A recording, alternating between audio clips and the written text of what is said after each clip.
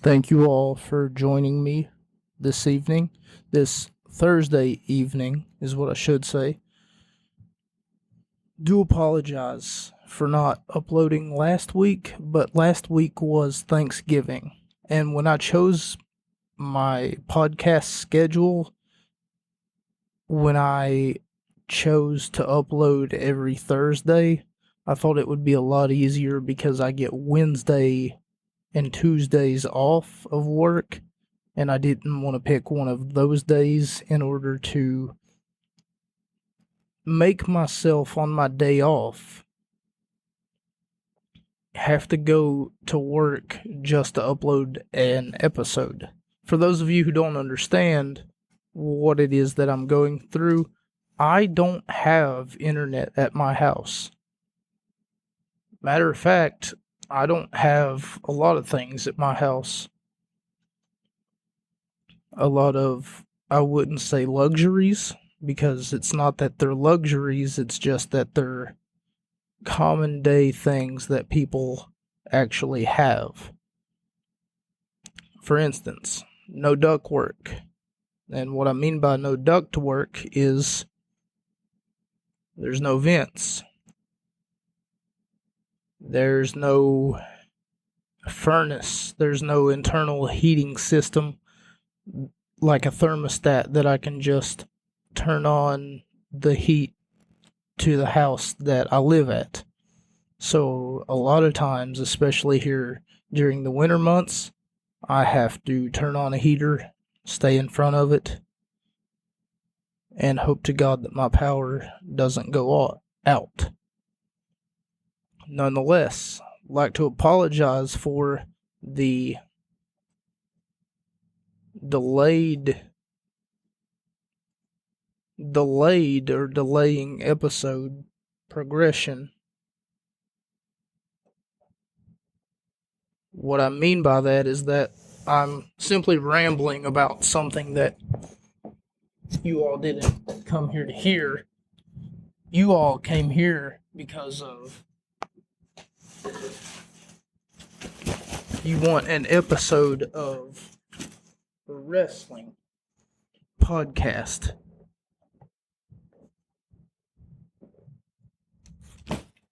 And for those of you wondering what all of those background noises were, for one reason or another, my cats are being assholes tonight. And they're crawling inside of my work backpack, which I use to transport a lot of things, including groceries and what have you. As I said, I don't have a lot of things at my house, and one of those lot of things that I don't have is a vehicle, or a driver's license. So I have to walk everywhere that I go, including the grocery store. So, with that being said, I'm not looking for anyone's sympathy by saying all of these things, but I simply just put a backpack on my back and go to whatever store that I have to go to and pick up whatever it is that I feel is most important to me. Or I'll keep a notebook in my backpack, and when I get an idea, I'll simply write down the idea on the notebook, in the notebook rather. Or I'll keep my laptop in my backpack so that whenever I have internet, whether that be at the Walmart that I work at, not disclosing the location of said Walmart, or whether that be at the McDonald's nearby my location. The point that I'm trying to drive at is the fact that even though I don't have a lot of things, I'm grateful for what I do have. And that's what I was going to say at the top of this episode before my cats decided to be such ungrateful little assholes, is that the reason that I didn't upload last week is because of Thanksgiving, if I didn't already say that. So, This week, we will be looking at the first ever. I will be looking at, rather, not we, but if you choose to join me, then that's fantastic. I'm glad that you're here. I'm glad that you're enjoying the content. And I may not sound like I'm happy, but I'm really happy that you decided to join me. Regardless of whether I get listeners or not, honestly, on a week to week basis, or for that matter, whether or not I get listeners on a variety of basis, like a worldwide basis, one day down the road, or for that matter,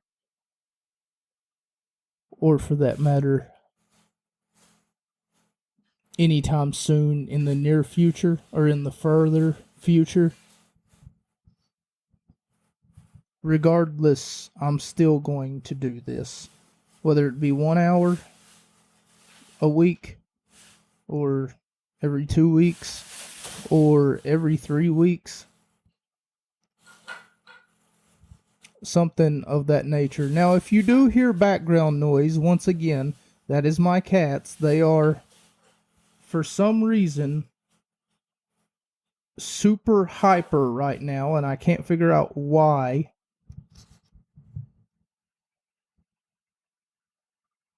Because usually they're really, really timid and shy and low energy. But nonetheless, everything is fine. Everything is okay. They will be fine. They will eventually tire themselves out. But with that being said, today's episode, we will be looking at our first NXT takeover event. I've got my notes. Right here. As soon as I turn to the right page.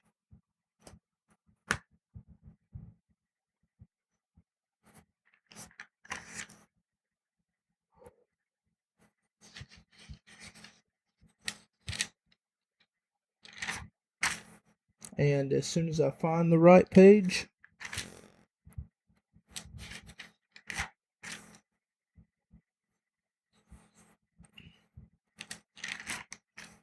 we'll be in business.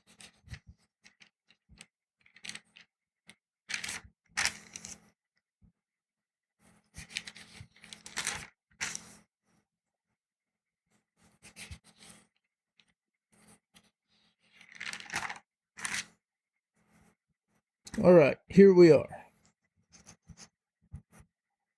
Well, I turned to the second page, not the first page, because I see what the second match is, because I remember the second match. As I've stated before, sometimes it is very, very difficult for me to watch an episode of Monday Night Raw, Friday Night SmackDown, Thursday Night SmackDown, Tuesday Night SmackDown, whatever they're calling it now, and sit down and watch their program and then just think to myself, wow, that was a great match. Because usually it's bogged down by something else, whether that be terrible commentating. These cats are about to get smacked. Whether that be terrible commentating, or whether that be something along the lines of them pushing a reality TV show on the aforementioned commentary. Like, if you go back and watch some of the AJ Lee things, you'll notice that when AJ Lee was champion, or for that matter, when she was relevant, I should say, even though now she's a commentator in WOW, Women of Wrestling, it's somewhat disturbing to listen to everything that she would say and everything that Michael Cole and JBL would try to push. They would constantly, and I mean, whenever I say disturbing too, it's not that it's disturbing like it's pitiful and it makes me want to puke. but it's disturbing in the sense that AJ only wanted one thing, and WWE wanted to marquee her almost as a woman, or not even a woman, but a diva, a drama-filled, like, oh, women, am I right, guys? Women, almost like that, wanted to make her out to be some almost never evolving woman who just, for some reason, hated the rest of the women. But that's not who she is. She just wanted to be a champion. She wanted to be the number one wrestler, or the number one women's wrestler in the world. In 2016, actually, Becky Lynch took number one as the number one women's wrestler. It was either 2016 or 2015. I've got a post on my Instagram about it. Shows her on the cover of Pro Wrestling Illustrated, and she's holding a plaque in her hand, and it is amazing. I've talked about before how I feel that women's wrestling is very bogged down and gets treated like it's nothing. Like, oh, the girls are having a match. Everybody come and watch. They're having a match. And then once the match is over, it's like, yay! The women had a match, everybody. Yay! And I understand that professional wrestling is that of almost always a male-dominated sport, but you can't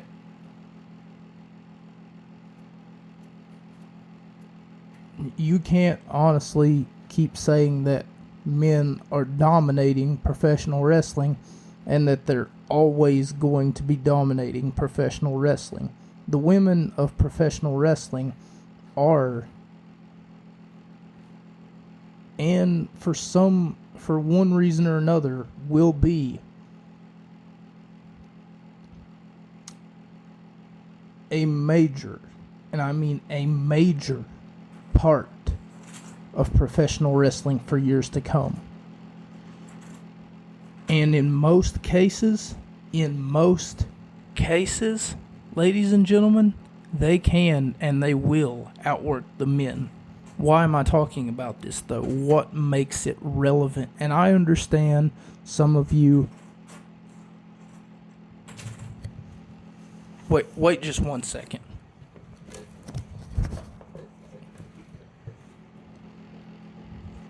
And I understand some of you are probably like, why is he talking about this? Is it relevant to anything? Yes it is. I don't just jump from subject to subject with no manner whatsoever of, how do I say, structure. No structure. I have structure. I have things that I want to address, and for that matter, I have things that need to be addressed, especially on this podcast. This is a different format that you will find in any other podcasts. A new league of podcasting starts here and starts now. So, for those of you wondering, my name, despite what James Ellsworth said on his cameo that I paid $20 for, that I'm probably never going to get back, and despite what Bill Gildberg said as well, because Gildberg only got one thing wrong, but James Ellsworth got two things wrong. So, cameo, you need to make sure that your celebrities know how to read before you allow them the opportunity to make people a cameo. Because James Ellsworth said that my name was Machka. My name is Mocha, okay? For those of you wondering. There's a story behind that too. I guess I may as well tell it. So me and my girlfriend, ex-girlfriend now, were on a we were on a voice call, and she said she sneezed. Okay? So she didn't say that she had sneezed, but she literally sneezed. And when she got done sneezing, she said, "I'm sorry." Like, she was drowsy or something. And then I said, "It sounded like you said mocha." Now, the conversation that me and her were having, as it's relevant right now, the conversation that me and her were having was if I had a nickname, and we were talking about me, the host of the podcast. I was asking my girlfriend, if I had a nickname, what would it be? And she said, I'm sorry, and she immediately sneezed, and therefore she made a sounded like mocha or something of that nature, instead of the usual achoo, achoo, like people do when they sneeze. But anyway, in her attempt to stop her sneeze, or for that matter sneeze, I said, "It sounded like you said mocha. Would that be my nickname?" And she said, she just started laughing. If I'm being honest, if I remember correctly, she just started laughing, like giggling.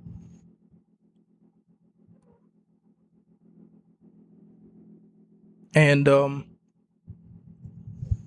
the point, of course, being is that even though there's kind of no point to this, this podcast is a different format. So I hate to keep going all over the place, like with no format whatsoever. We're going to review these matches for the NXT TakeOver Brooklyn event.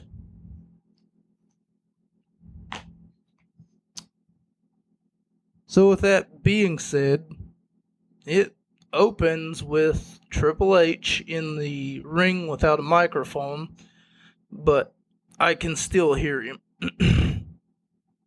Maybe he's got like...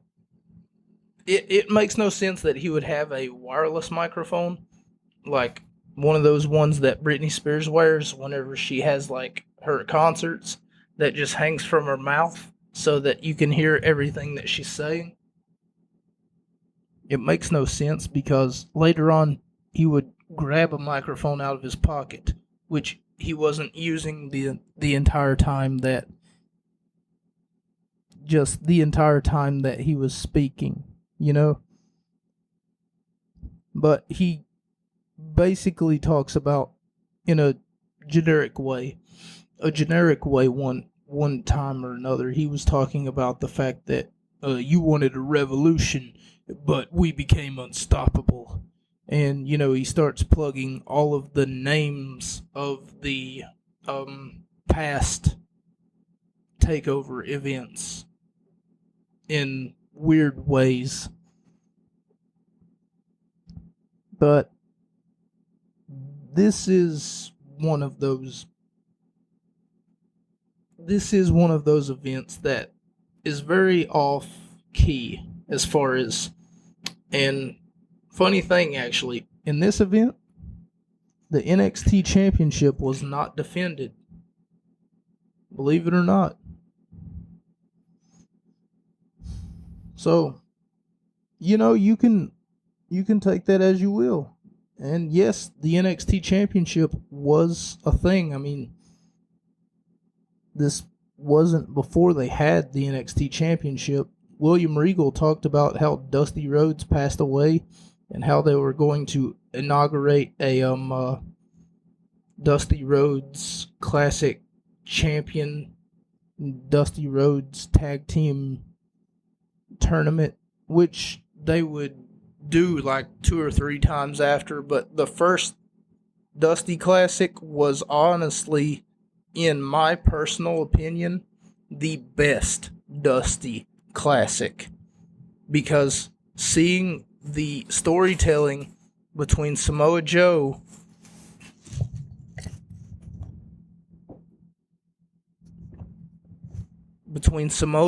and Finn Balor after they win was honestly one of the best storytelling matches that you will ever see. And it highlighted something that was really, really driven home. Seeing Samoa Joe work his ass off to get what he was promised after winning with Finn Balor was honestly one of the best. The best episodic storytelling that you will ever find anywhere in professional wrestling. I suppose that's just my opinion, but this is my podcast, so I'm going to express my opinion because I can, because I'm allowed to, and because the First Amendment says that I can. Nonetheless, Triple H shows up. He doesn't have a microphone in his hand, but he basically just says, you wanted a revolution, and you got one. You wanted us to be impactful, but we became unstoppable. Just some of the stuff that he says, it's almost like, oh, okay, I see what he did there. All of those words that he's saying have been past takeover events. But match 1 starts shortly after, and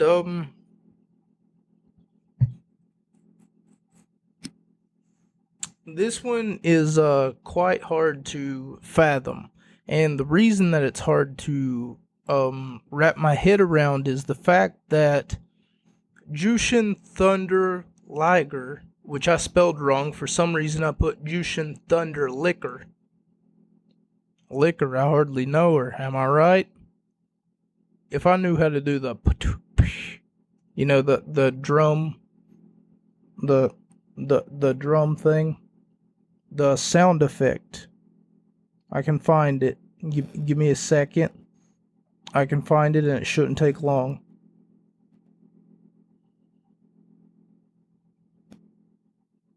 This one will work. This one right here.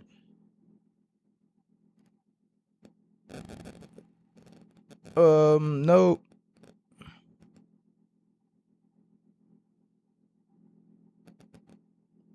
Hang on. It's loading. Let me try that one again.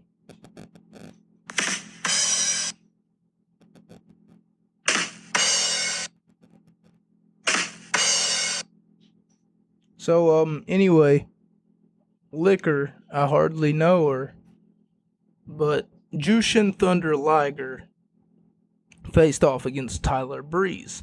And the thing about this match,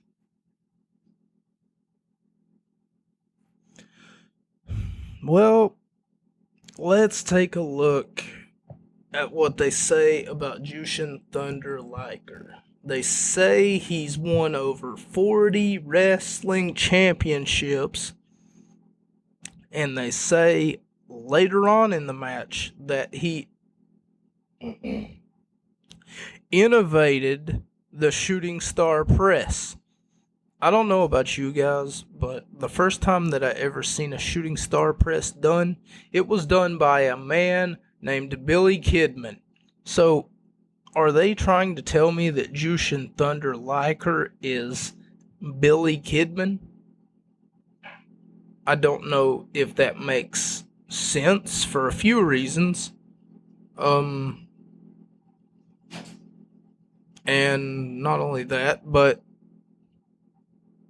the match is too short. Not only that, but This was Jushin Thunder Liger.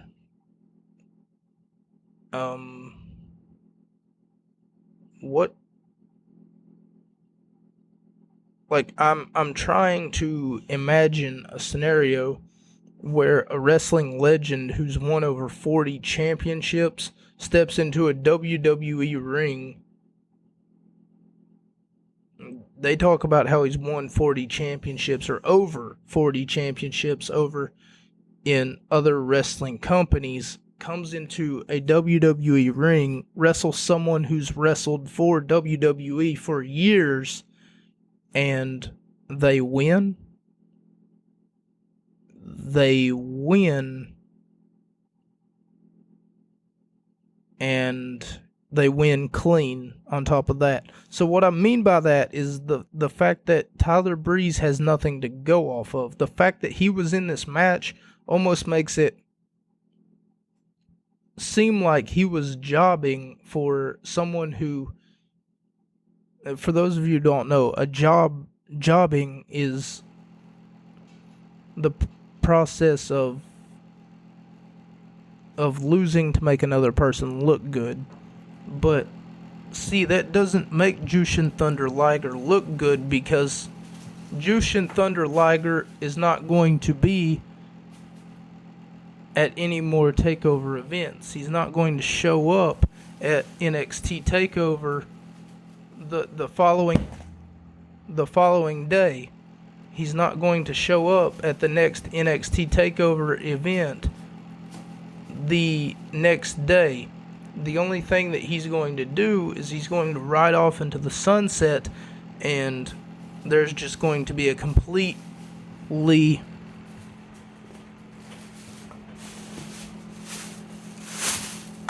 sorry about that. I'm trying to stop these cats from being dumbasses while I'm trying to record.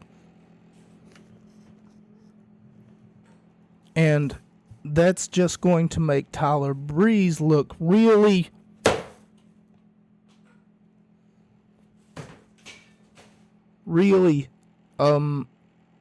weak against the rest of the roster in NXT. That's what that's going to do, is make him look quite weak. On top of that, it really doesn't tell much of a story when it comes to, like, if Tyler Breeze was to wrestle anyone else.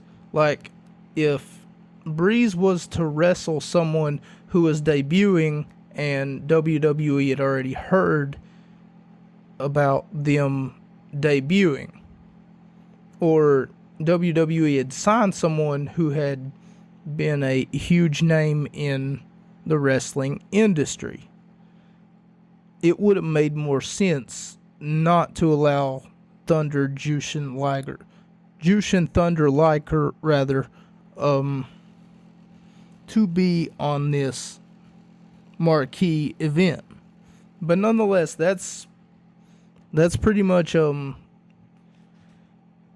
that's match one, and there's only one funny part about that match, and it's where Jushin Thunder Liger has Tyler Breeze down, like in the ring, and he picks up Tyler Breeze's cell phone, which is attached to a selfie stick, and then he starts posing for the aforementioned selfie stick for one reason or another. And yeah, on commentary, they're all over the place. They're literally all over the place.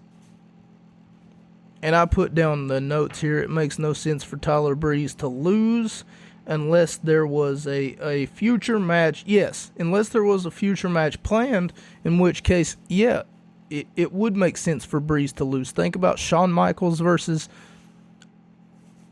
Hulk Hogan. It was Icon versus Icon, and they were supposed to have 3 matches. But where they didn't, and Shawn was told that he was going to lose, he went out there, and if you've ever seen that match, he oversold everything that Hogan did to him. he practically put on a comedy act, like slapstick comedy, to exaggerate Hulk Hogan's features, so to speak. He made it look like it wasn't even a relatively fun wrestling match. He said, you know what, I'm just going to go out there and have fun with it. And it might have been funny, but in a wrestling match, most of the time, you don't want people laughing at the person who's trying to actually wrestle a wrestling match. What you want them to do is look and say, oh man, I hope that this person... Stop! Oh man, I hope that this person or that person really puts on a good show, you know? I'm sorry about screaming stop, but these cats literally I wish I had something to throw at them. Like, I love these cats, but they are really starting to... Like, they can't do this somewhere else aside from my room.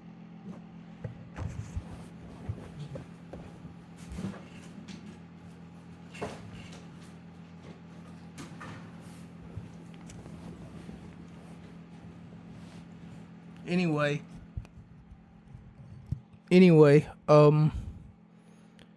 after that, we see it looks like I gave it 2 out of 5 stars. Yeah, and I'm honestly being extremely generous with that one too, and I know that I am, because I remember watching the match last night and then just thinking to myself, wow, it was expected to be better. And then we get a Nia Jax. She says that she's it says on the graphic, it said coming soon, Nia Jax, and she talks about how she's not like most girls. Obviously her theme song. And then she says that greatness is her destiny. When almost a year ago, from the making of this podcast at least, she literally she kind of had an oopsie daisy where she screamed, and the internet made fun of it. She screamed, "My hole!" She's of course talking about her butthole. The next match was possibly one of the greatest matches on the card, if not the best match on the card. If not one of the greatest matches on the card. So the Von Villains face off against Blake and Murphy with Alexa by their side. Now, here's the thing that gets me. Later on, throughout the match in commentary, they bring up the fact that the Von Villains were told by General Manager William Regal that they're going to have to, quote, find a way, I'm reading it on my notes here, find a way to deal with the factor that is Alexa Bliss. Any other time in a wrestling setting, if you would go to a general manager and you would ask that manager, hey, listen, my matches keep getting interfered in by this little brat here who continuously distracts the referee, pulls at our feet while we're trying to wrestle a tag team match, cries and whines when she doesn't get her way, constantly calls herself Little Miss Bliss, and you know, she comes out and she's very distracting toward our team, and we're trying to make sure that she doesn't get hurt. We're trying to make sure that no one else is a factor. Like, we don't come out with anybody who's trying to hurt the other team or give us an unfair advantage. General Manager Regal, could you do something about Alexa?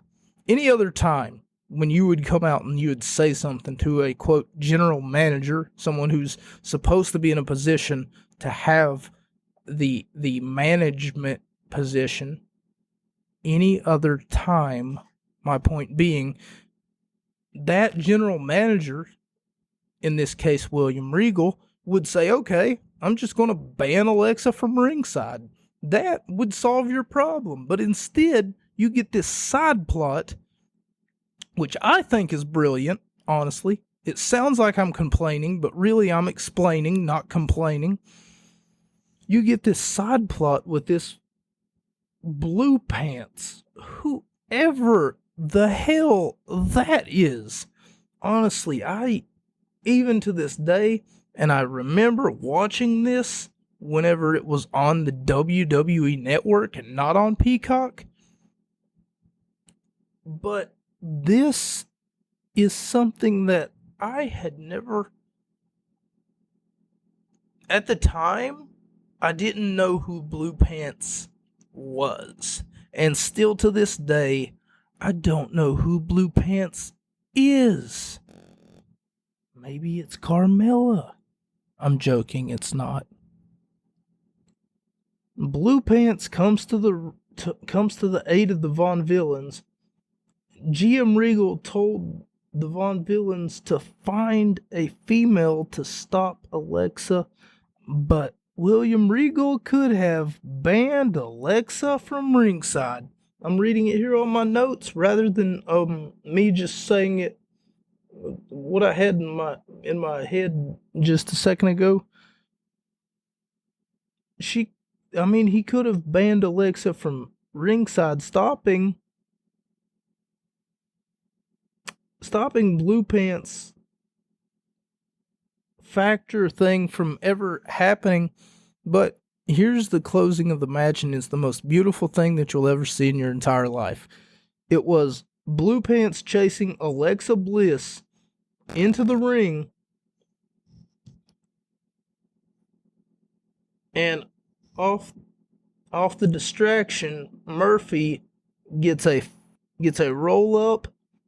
Blue Pants stops Bliss by getting involved into the Von Villains with Blue Pants and Alexa. What I mean to say is that Alexa was trying to get involved into the match, and she wasn't successful like she usually is, because she gets up on the ring apron and then she starts waving her finger around like she usually does, and she basically just got floored by Blue Pants, and the Von Villains won, by the way. I gave it 5 out of 5 stars. It was beautiful. Whenever I seen it, I said, "Oh my God!" But the next match, we seen Apollo Crews face off against Ty Dillinger, and I gave it 4 out of 5 stars. It was Apollo's birthday and Apollo's debut, according to commentary at least. It was fast-paced, high-flying action, but it slowed down at times when Ty Dillinger got in control. I'm not at all mad at that, but for it to be high-flying action that you want to see it come full circle, left and right, up and down, in and out. When you see two high flyers, you really want them to work well with each other. Oh yeah, did I mention that was for the NXT Tag Team Championships? So the Von Villains literally beat, I forget the name of the team, it's like BMA, that was Blake Murphy, Alexa, BMAF, I think they were called, Blake Murphy Alexa Factor. But no matter what they were called, they still lost the tag team gold and they like held it for like 245 days or something, which is impressive, no doubt, very impressive. But I gave Ty Dillinger versus Apollo Crews 4 out of 5 stars because it was beautiful. Samoa Joe versus Baron Corbin. This one was not too entertaining. Even though it was a Samoa Joe match, it wasn't very entertaining at all. Like I said, one of the things that sucks about this event is the fact that the NXT Championship was not on the line at all. It's weird, you know? Like, you would figure that champion Finn Balor, because I looked it up, champion Finn Balor would have something to do on that card, but instead he was left off the card. It didn't say anything about him being injured or anything like that, and in the case of an injury, you would figure that they would find a way to work the championship into a story of some sort. But instead, they choose to ignore it. But Sam Joe, that I have here on my notes, because I can't spell Samoa, I guess, but Samoa Joe versus Corbin. And Corbin said, this is funny, to get to WWE, all I had to do was make a phone call. And you want to know what Joe said in response? Joe said, they called me. They called him. Which is funny when you think about it. Joe, he didn't call the WWE and say, hey guys, can I have a job? They called him. Now,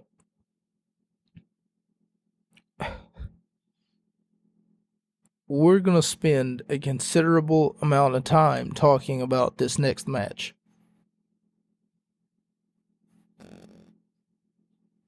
Simply because it is one of the most beautiful matches that you will ever see, or that you will ever have the pleasure of seeing in your entire life. This is not the Iron Man match that they had after this, and for that matter, this is not the Bayley wasn't even in the triple threat match at WrestleMania. But was Sasha? Oh my god. I'm pretty sure it was Becky, Charlotte, and Ronda. But I could be wrong about that because I remember Becky, Sasha, and Charlotte. I don't remember Ronda Rousey ever being in the first ever triple threat women's match. And as I stated before, it's very important that you understand that women can compete on the same level as the men. I'm not a feminist by any means necessary, and I'm not someone who's going to sit here and tell you guys that since it's a male-dominated sport, that automatically means that men are greater than women in every aspect, and especially in professional wrestling. That's not why I'm here. I'm here to tell you the cold hard facts, the bottom truth, the everything and the anything that has to do with professional wrestling. And I have a problem with people like Dave Meltzer, or Dave, whatever the hell his last name is, who seems to think that women's wrestling should not be rated, or women's wrestling is a low-hanging fruit, something, you know, he's really, how do I say, stupid, you know, he's really, dumb, and he calls himself a wrestling analyst of some sort, where all he has is a newsletter, and I have a podcast. Let's put it that way. All he has is a newsletter, and I'm writing a book about my life. Yes, I meant to plug that at the beginning of the podcast, ladies and gentlemen, but I was too busy fiddling with these cats, which I'm about to do again, provided that they don't.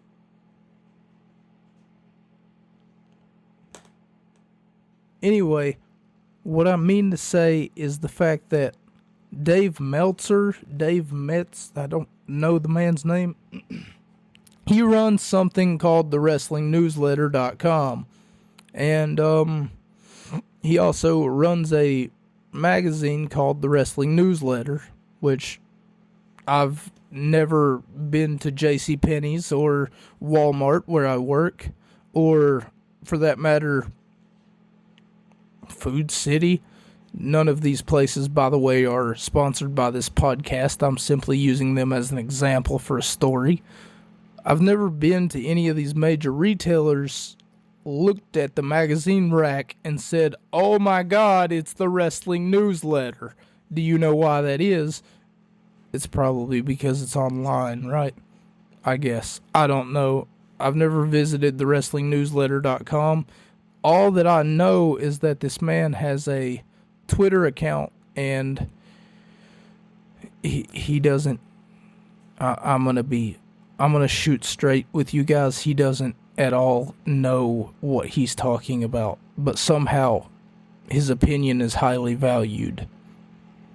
I'm not sure how his opinion is highly valued, especially at the rate that he's running, and he's running on low fumes, especially when he thinks that it's funny. He thinks that it's funny that women's wrestling is a joke to him. But I'm here to prove that notion wrong. So one thing that you should understand about this match right here, which is the NXT Women's Championship match. The champion, Sasha Banks, versus the challenger, Bayley. The opening hype package to this match was amazing, by the way. Amazing in the fact that it kept showing the four horsewomen. It kept showing them all becoming champion one by one until you're left with one person. One person who has yet to achieve that goal of becoming champion in WWE, or for that matter, in NXT, who hadn't had a championship despite the fact that she'd had plenty of opportunities. She had had 3 or 4 or 5 or 6 or 7 or 8 or 10 or 12 matches where her parents would show up to, and she would promise her mom, "This time I'm going to get it. This time I'm going to get it. This time I'm going to get it." Only to fail, to come up short. The underdog story that they told against...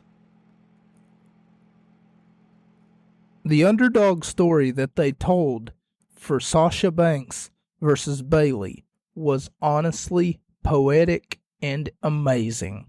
So let's go ahead and review this match. So, what did Bayley have to go through in order to get this match? Intimidation, for one. Whenever Sasha Banks came out, she had a whole bunch of bodyguards around her. She looked the part of what she called herself the boss for. Sasha Banks, especially in the opening hype package, said something along the lines of, "Fairy tales don't exist." And during the match, she actually told Bayley she's worthless, she's nothing. She screamed it to the top of her lungs. She said, "You are nothing, and you never will be anything compared to me. I am the boss." It's funny that they are in New York too. And when Sasha Banks came out and they announced that she was from Boston, Mass, the crowd booed because Boston and New York, like the Yankees and the Red Sox, the crowd booed because of baseball. Either that or it's because of some football shenanigans that I don't understand. Maybe it's because of the Jets and the Patriots, or the Giants and the Patriots. Something of that nature. But nonetheless, I'm sure it had to do with a second-rate sports team somewhere. 2 second-rate sports teams, rather, because wrestling takes balls and all the other sports just play with them. Let's put it that way. Anyway, this women's championship match was off the chain. I'm not sure what Dave Metzer, I'm not sure what he rated this match when it happened, because I never bothered to look at this man, or let alone any of his reviews from prior years. I suppose that I should have done the research if I was going to talk about him, or even mention him. I suppose that I should have done the research in that regard, but I didn't. And it's just because I don't care what he thinks, especially when he thinks that women's wrestling is second-rate, mediocre at best, and he's wrong. That, ladies and gentlemen, is not my opinion. And if it is my opinion, then it's popular opinion. Because Bayley had everything thrown at her, practically, except for one small, minute detail. And that minute detail was interference. You see, Triple H, who organizes the NXT events, doesn't believe that these matches need to be interfered on. So, rather than have them bogged down, he just has regular one-on-one contests that don't have any interference whatsoever, which is a welcome change and honestly a breath of fresh air. It's so great to watch wrestling and not see every 5 seconds, or be reminded of every 5 seconds that, oh, that superstar's in a faction, and that faction came out to help them. And the crowd to the NXT live event was nothing more than passionate. Passion at its finest, and passion because this crowd stayed alive the entire event. The crowd came alive and stayed alive because they had chants, they had cheers, they had all kinds of fun. I mean, it looked so fun, almost like they were doing the wave all the time, except they never did the wave, at least not at this event. At later events, I do believe that they would do the wave, and for that matter, some episodes of Monday Night Raw where Bayley would show up, they would say, "Hey, we want some Bayley. Hey, we want some Bayley." Or they would sing a song that it would be something like, "Oh, won't you be my girl?" Something like that.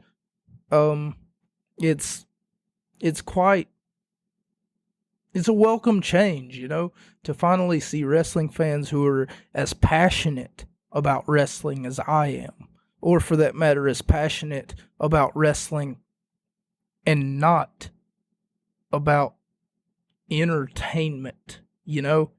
If you go back and listen to AJ Lee on commentary, every week they would always give her a hard time about the fact that she didn't show up for Total Divas, which was a reality show that they would constantly push down their audience's throat.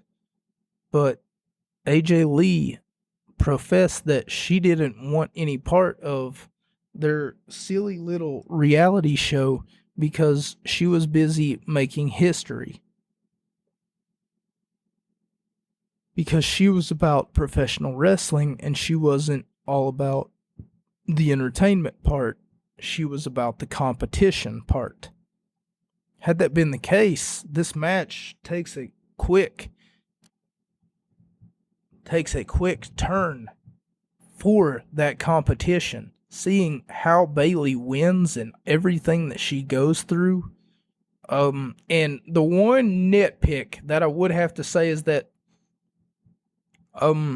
there are 2 or 3 major spots in this match, and I didn't write them down because fuck writing stuff down.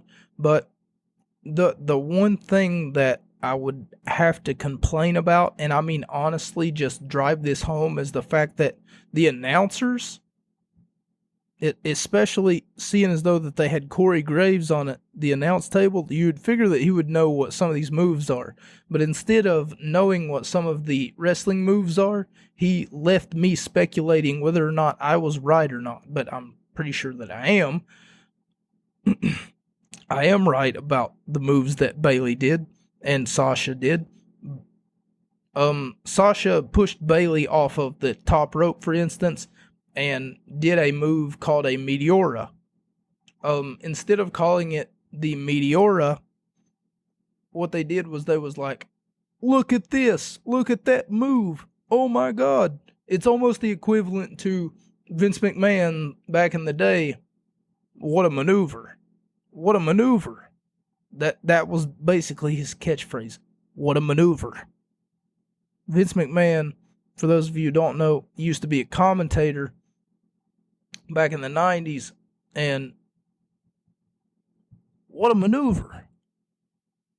What a maneuver by Mr. Perfect. What a maneuver by Macho Man Randy Savage. That was practically his stick. They could have put it on a t-shirt and sold it, but they didn't for whatever reason. Sasha had Bayley, for instance, in a crossface, what's now known as the Banks statement, when she attempts it.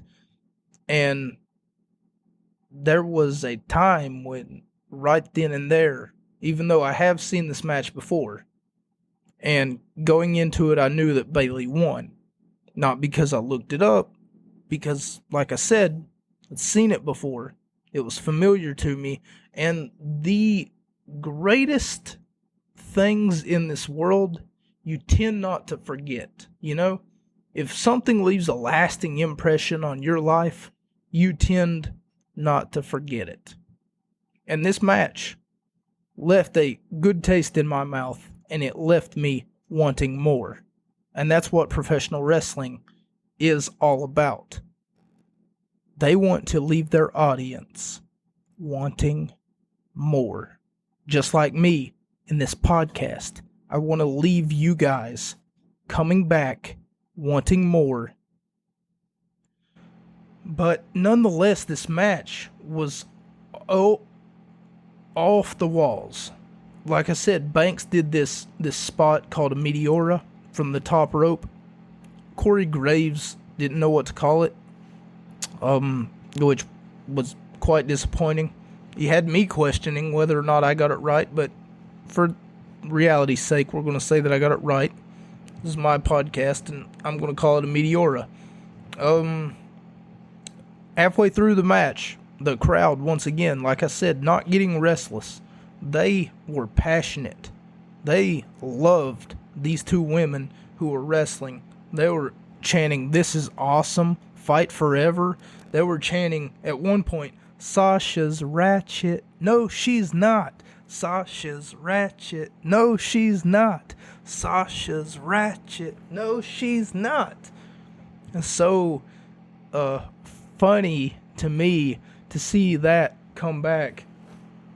To see the Sasha's Ratchet chants just lingering in the air because because it's something that I grew up with, kind of. I remember her t-shirt too. It said, "I am not ratchet." And then I remember just being like so taken back by that, because she claims that she's not ratchet. And at the time I didn't know what that meant. You know, I didn't know that it was slang. I don't know. It's making me smile. It's really like something that it's hilarious if you think about it. Nonetheless, I gave the match 4 out of 5 stars. I put it down right here. It's a perfect underdog story, and the way that Bayley won was absolutely amazing. From the top rope, she did a reverse. Either it's a reverse Dragon Rana. No, it couldn't have been a Dragon Rana. It was a reverse Frankensteiner or a reverse Hurricane Rana. Now, which one of those two, I'm really not sure that she's set up for. I want to lean toward the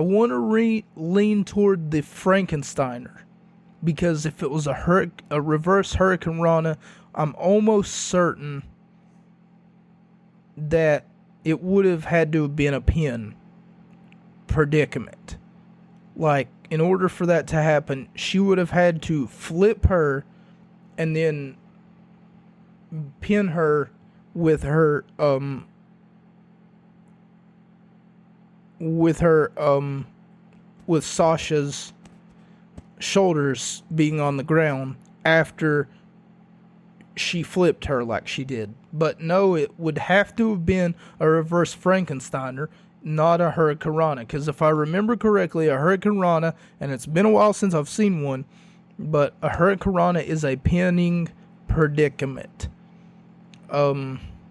Nonetheless, we're running over a little bit, but you know, I don't mind running over the hour timeline.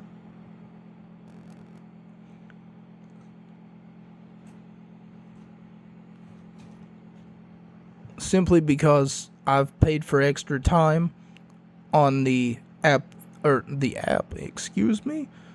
the website that I'm using in order to upload these episodes. But now that we have hit the hour, I would like to thank everyone for tuning in. Obviously, the NXT Championship was not, that's the end of the notes. It was not an NXT Championship on this card, but I did do some research, and it looks like Finn Balor retained his NXT Championship that night.